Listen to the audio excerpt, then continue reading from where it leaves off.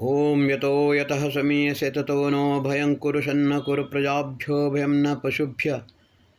मेरे समस्त बहन भाइयों को डॉक्टर सुकुमार शास्त्री का नमस्कार। बंधुओं, अभी सुप्रीम कोर्ट में वक्फ बोर्ड पर केस चल रहा है। उसमें जब कुछ भी उनका दावा नहीं चला तो अंत में इन मुसलमानों ने और मुसलमानों के साथ देने वाले कुछ हिंदू भड़वों ने साफ कह दिया कि वेदों में मंदिर का जिक्र नहीं है, इसलिए मंदिर नहीं होना चाहिए और वक्फ बोर्ड का कोई रद्द किया नहीं जा सकता, हर जगह वक्फ बोर्ड की है। अब मैं एक बात आपके सामने स्पष्ट रूप से रखना चाहता हूँ। ये ठीक है कि सृष्टि के आदि में ही वेद भगवान के द्वारा दिया गया ज्ञान है, लेकिन एक होता है निगम और दूसरा होता है आगम।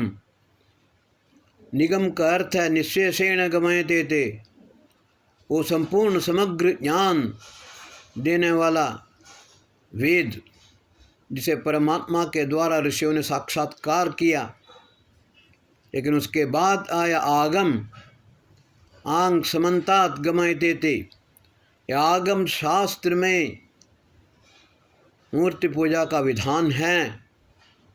पुराणों के रचना 5000 वर्ष पहले हुए, उसमें भी मूर्ति पूजा का विधान है। मैं आपको एक बात बताना चाहता हूँ।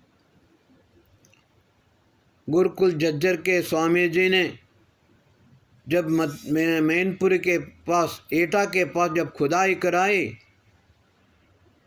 तो उस समय 3500 वर्ष से पूर्व का राम लक्ष्मण और सीता का एक सुंदर प्रतिमा वहाँ मिली।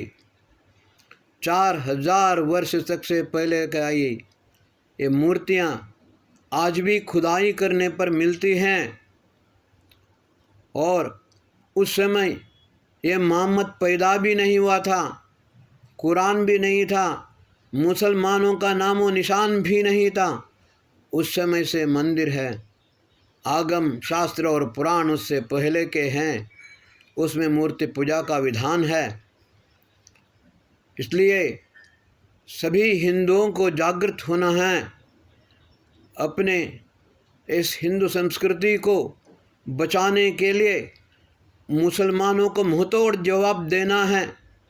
किसी भी प्रकार से ये लातों के भूत बातों से मानने वाले नहीं हैं। इसलिए सब एक हो जाओ, जागृत हो जाओ। ये वक्फ बोर्ड का कानून 1947 से जो हुआ है तब से ही ख़त्म होना चाहिए और पूर्ण रूप से रद्द होना चाहिए। जब तक ये पूर्ण रद्द न हो जाए, वक्फ बोर्ड संपूर्ण समाप्त न हो जाए, तब तक हम चुपचाप नहीं बैठेंगे। इस बात का संकल्प करो, अपने को भारत में रक्षा करनी है। एक बात मैं आपको स्पष्ट रूप से बताना चाहता हूँ। आज भी अजमेर में रिकॉर्ड है, मक्का का शिव मंदिर जिसको ये मक्का में मस्जिद बोलते हैं और जा कर के वहाँ पर हर हज करते हैं, वो भी शिव मंदिर है जिसका रिकॉर्ड आर्य समाज में अजमेर में है। एक मुसलमान ने ही वहाँ पर जा कर के उसको देखा और उसका रिकॉर्ड आज भी ईरान के आर्यन विश्वविद्यालय में है। तो हम सब लोगों को एक होना पड़ेगा, इकट्ठा होना पड़ेगा। सुप्रीम कोर्ट में ये स्पष्ट रूप से बताना पड़ेगा कि पहले से ही मूर्ति पूजा थी जब तक मुसलमान पैदा भी नहीं हुए थे। अपने मंदिरों को, देवी देवताओं का बचाना ही पड़ेगा। ये पूर्ण रूप से संकल्प करें। ये सिर्फ मंदिर और मस्जिद का ये नहीं सवाल नहीं। जब तक हम आर्य साम्राज्य हिंदू राष्ट्र की स्थापना नहीं करेंगे तब तक हम विश्रांति नहीं करेंगे। अपने देश को हिंदू राष्ट्र घोषित करना पड़ेगा, हिंदू राष्ट्र करना ही पड़ेगा, अन्यथा हमारे देश को बचाया नहीं जा सकता। सिर्फ निगम ही नहीं, आगम और पुराण भी हमारे हैं।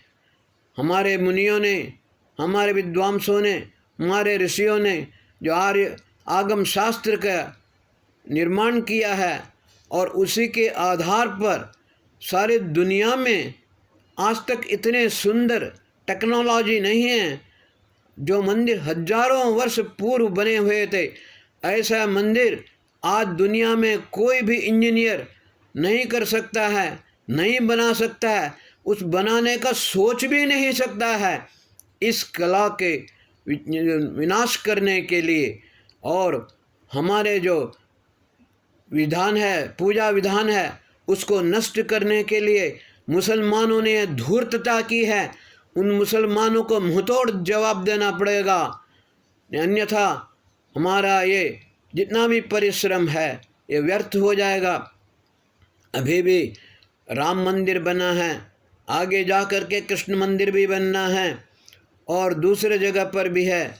तो वहाँ पर जो पहले बने हुए मंदिर थे, सब लोग इकट्ठा होकर के वहाँ पर मूर्ति पूजा भी करते हैं।